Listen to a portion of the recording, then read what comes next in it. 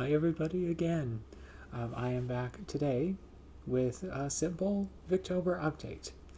I don't think I'm going to continue on the Henry James series until after Victober and November are through with. I'm spending this October not only continuing on my Victorian reading, but also outlining the book of which I will be writing 50,000 words in November for NaNoWriMo. And I will leave all of my NaNoWriMo information in the description below. So today it's just going to be a Victober update. I've read not a lot more in each one of the books, but enough, I think. I'm going to start with Middlemarch.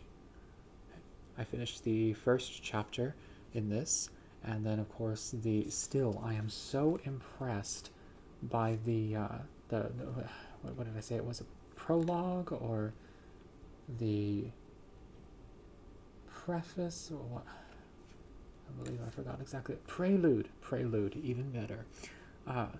Significant, of course, because of, well, I would say George Eliot's very musical treatment of her introductory subject here. She's in it. She's very focused in this book.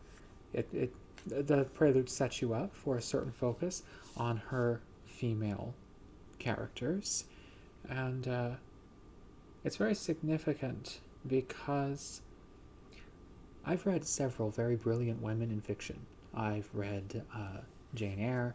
I've read in a different way. I think Hester Prynne was brilliant. Harold Bloom called Esther Summerson of Charles Dickens's Bleak House the most intelligent woman in fiction, and I have yet really to prove him wrong on that point. And then, of course, there is Virginia Woolf's Orlando, which basically, yes, I suppose it might be considered cheating to mention her here because she starts off as a young man, a boy, but that's kind of Virginia Woolf's point, the androgyny of genius, that sort of thing.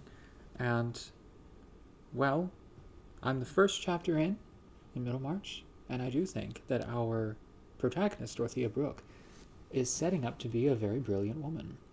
I very much look forward to getting further into her character, and I'm so impressed already with what I have read. I cannot believe it's taken me so long to get to George Eliot, so I'm glad to finally be reading her this Victober.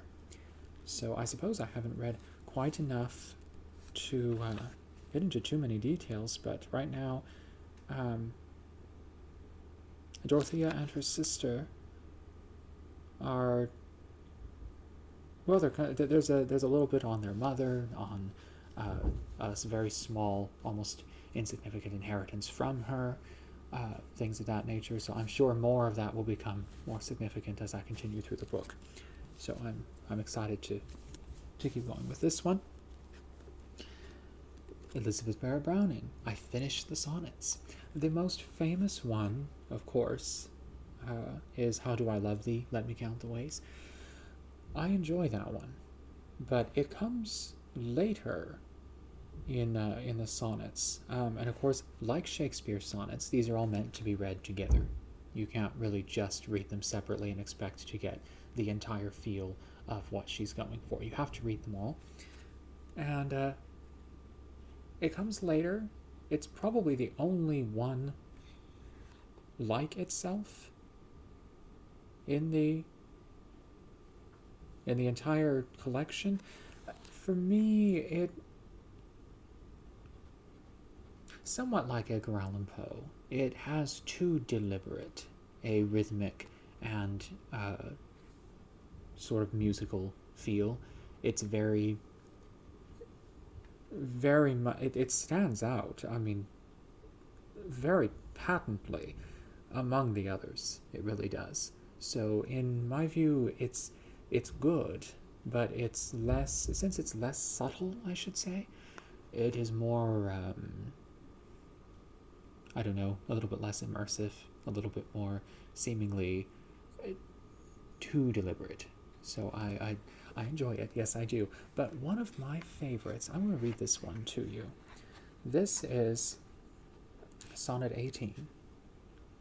And I really liked this one when I first read it. The rhythm in this one is a little bit subtler, and the general feel of it.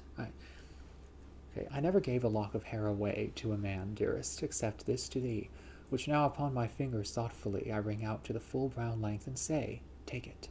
My day of youth went yesterday. My hair no longer bounds to my foot's glee, nor plant I yet from rose or myrtle tree, as girls do, any more. It only may now shade on 2 pale cheeks the marks of tears, taut, drooping from the head that hangs aside through sorrow's trick. I thought the funeral shears would take this first, but love is justified. Take it thou, finding pure from all those years the kiss my mother left here when she died. Isn't that wonderful? Isn't that just wonderful? I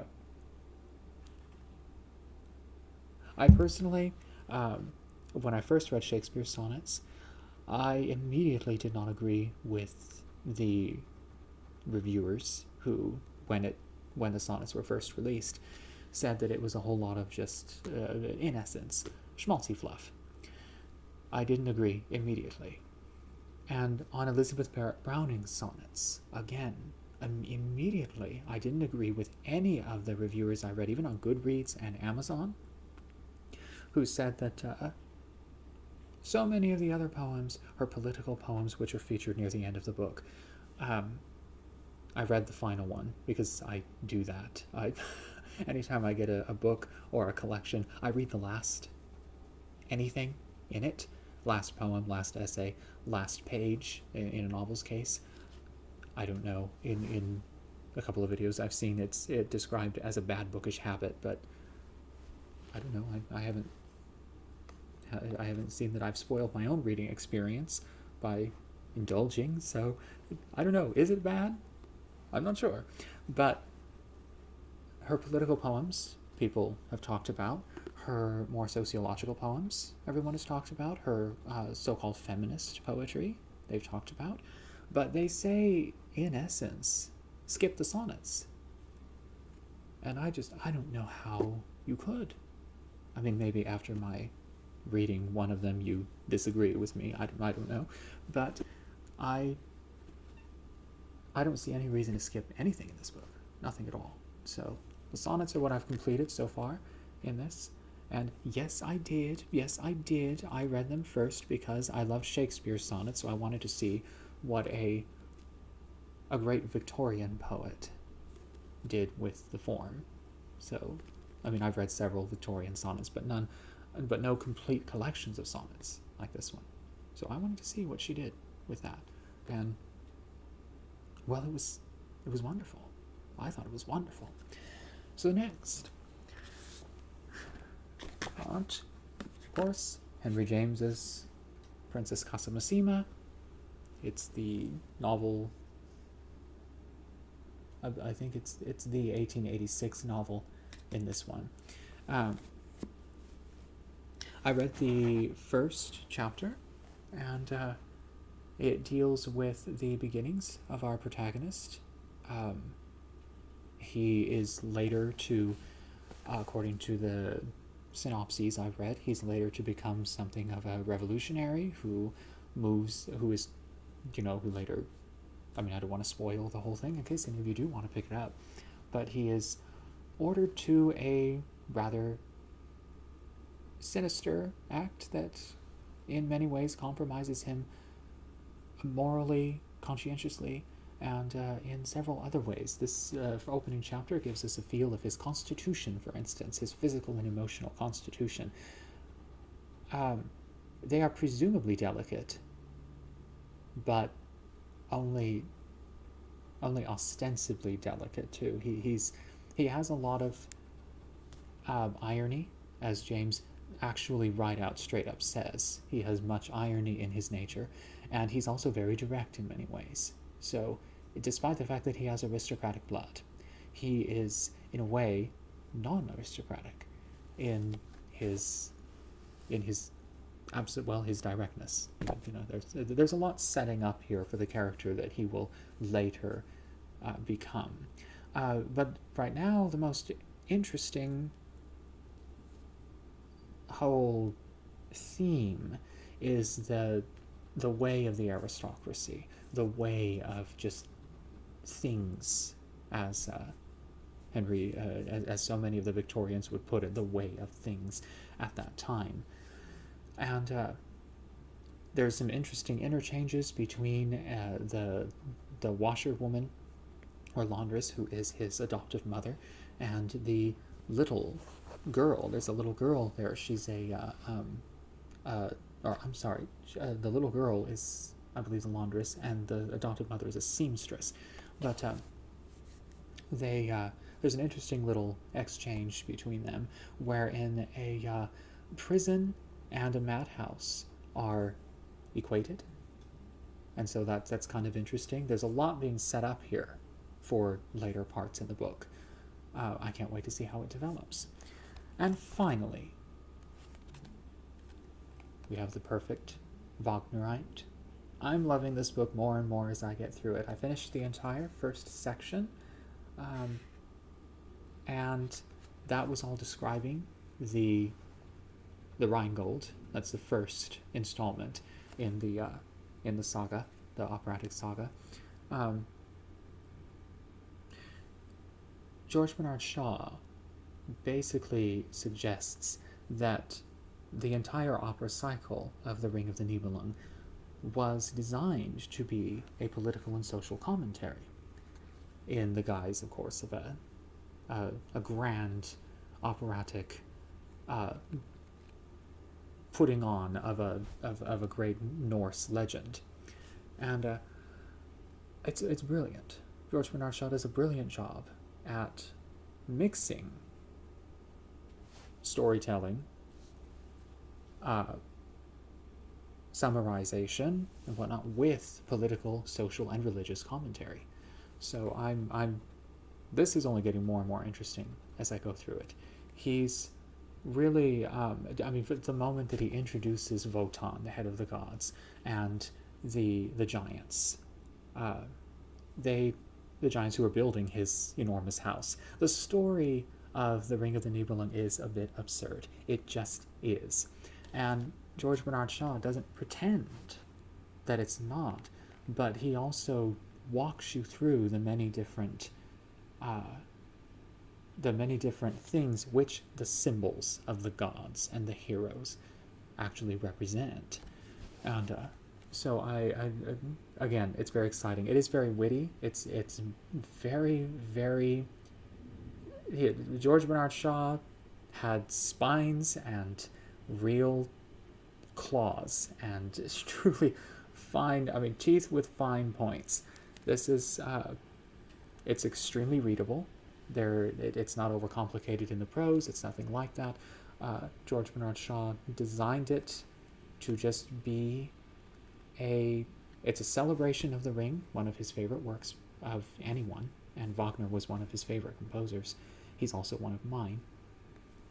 And it makes it more interesting to me because I attended a performance of the Rheingold, first installment of The Ring of the Nibelung, about a year and a half ago.